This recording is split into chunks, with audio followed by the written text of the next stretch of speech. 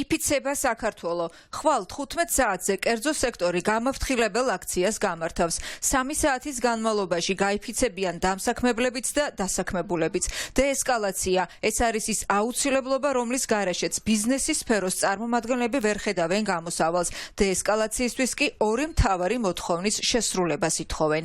უსამართლოდ დაკავებული ახალგაზრდების გამოშვება და მეორე რომ დეესკალაცია მოხდეს, რადგან დობა ესე თქვათ არსებულ მთავრობათა საზოგადოებას შორის არ არსებობს ერთ-ერთი გამოსავალი არჩევნები, ახალი არჩევნები.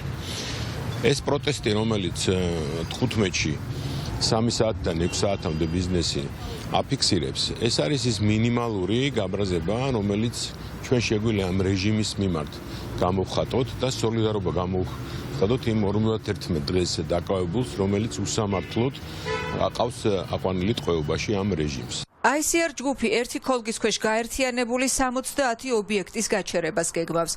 დაიკეტება ოფისები და მაღაზიები. 3 საათის განმავლობაში შეწყვეტენ მუშაობას. ბიზნესი ამ ფორმით შეეცდება საზოგადოებას და არალეგიტიმურ ხელისუფლებას დაანახოს რა ელის ქვეყანას იზოლაციის შემთხვევაში. რეალურად ამ გაფიცვის მეშვეობით ჩვენ გვინდა ჩვენ საერთაშორისო პარტნიორებს და ასევე ქართულ ხალხს ვაჩვენოთ თუ რა ელოდება ქვეყანას, თუ ამჟამინდელი მმართველი გუნდი დარჩება ხელისუფლებაში. და ეს სიტუაცია, რაც ჩვენ გველოდება, არის ის, რომ ქვეყანა პირველ რიგში შექცევა იზოლაციაში, ბიზნესები არის უკვე დაზარალებული და სამომავლოდ კიდევ უფრო მეტად დაზარალდება და საბოლოო ჯამში ამას ჩვენ შევყავართ ეკონომიკურ კრიზისში და ბიზნესების გაჩერებაში.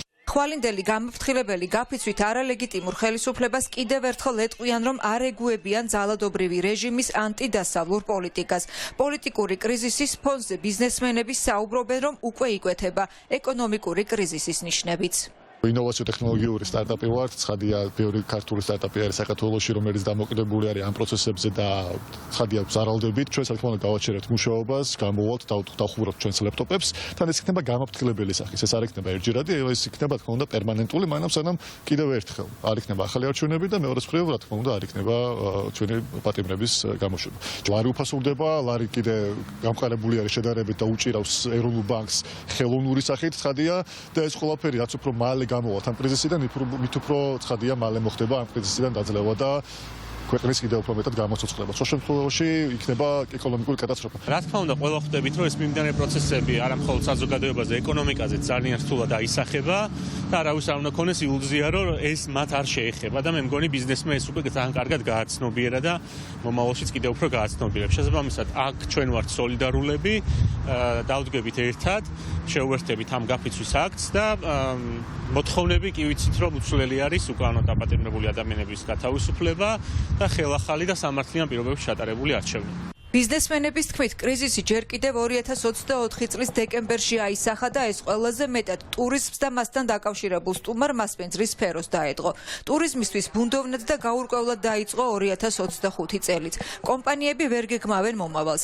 მათი ვარაუდით მიმდინარე წელი ამ სფეროსთვის კრიზისული იქნება, რადგან პოლიტიკური არასტაბილურობა პირდაპირ მოქმედებს ტურიზმზე. დაწესებული და მოსალოდნელი სანქციები კი მათი შეფასებით კიდევ უფრო გააღრმავებს კრიზისს, რაც ქვეყნის ეკონომიკას უარყოფითად დაისახება.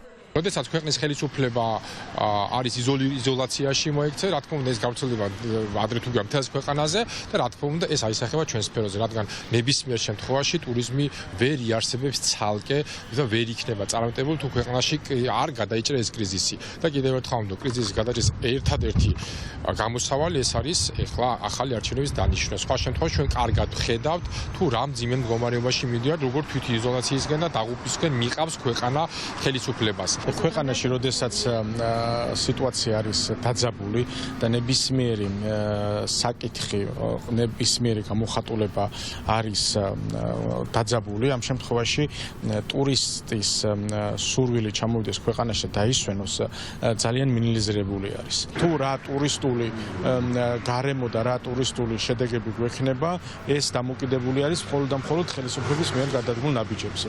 ჯერ კიდევ 2024 წლის დეკემბრის პირველ ორ კვირაში ტურიზმმა მნიშვნელოვნად რამდენიმე მილიონით იზარალა, რაც 28 ნოემბერს გაკეთებული განცხადების შემდეგ განვითარებულმა მოვლენებმა განაპირობა.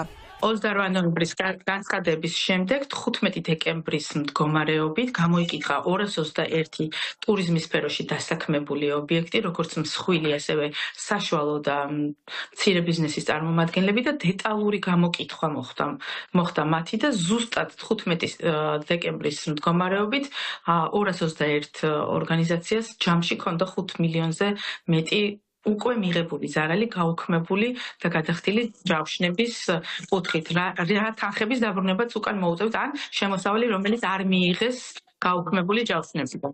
15 იანვრის გამაფრთხილებელ გაფიცვას, რომელიც 15 საათზე დაიწყება და 3 საათი გაგრძელდება, უკვე ცნობილია, რომ 130-ზე მეტი კომპანია უერთდება. ეს ის კომპანიებია, რომლებიც ემიჯნებიან ქართულ ოცნებას და ისევ ითხოვენ იმ ორი ძირითადი მოთხოვნის შესრულებას, რასაც ჯერ კიდევ მხარი პლატფორმა Free Business-ზე დარეგისტრირებით დაუჭირეს. როგორ უნდა აირიდოს ქვეყანა მოსალოდნელი ეკონომიკური კრიზისი?